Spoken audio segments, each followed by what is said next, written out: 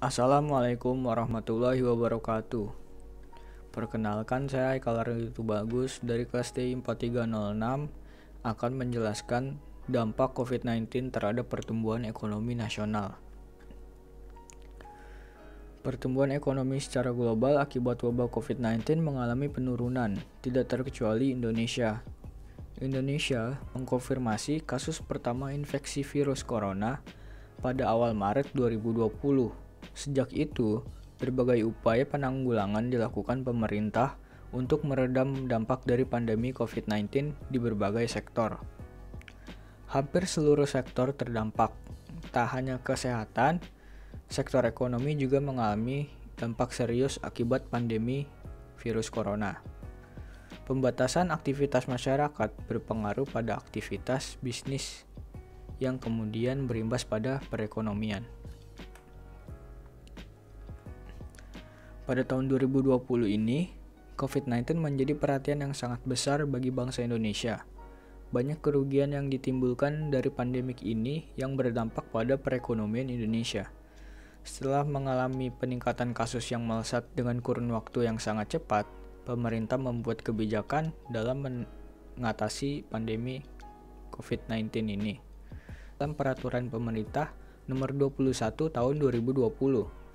Dengan adanya PSBB tersebut, semua kegiatan yang biasa dilakukan terpaksa terhenti. Seluruh kegiatan di bidang industri maupun perkantoran untuk sementara waktu terpaksa berhenti untuk beroperasi. Selain itu, sektor pendidikan, layanan publik, seluruh tempat beribadah, pusat perbelanjaan, rumah makan, maupun tempat pariwisata juga mengalami hal yang sama. Social atau physical distancing ini membawa pengaruh pada penurunan aktivitas ekonomi secara keseluruhan. Bentuk nyata yang dapat dilihat dari dampak COVID-19 terhadap ekonomi saat ini adalah kejadian PHK. Banyak karyawan yang dirumahkan dan berbagai perusahaan bahkan terancam bangkrut. Sebanyak kurang lebih 114.340 perusahaan yang telah melakukan PHK dan merumahkan tenaga kerja dengan total pekerja yang terkena mencapai angka 1.943.916 orang perusahaan dengan persentase 77% sektor formal dan 23% sektor informal.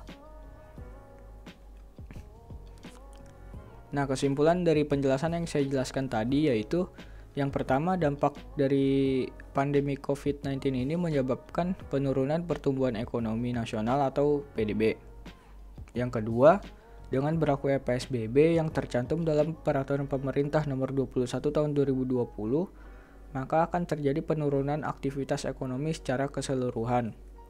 Nah, yang ketiga, banyaknya PHK dan karyawan yang dirumahkan, berbagai perusahaan terancam bangkrut. Sekian penjelasan dari saya. Kurang lebih yang mohon maaf. Assalamualaikum warahmatullahi wabarakatuh.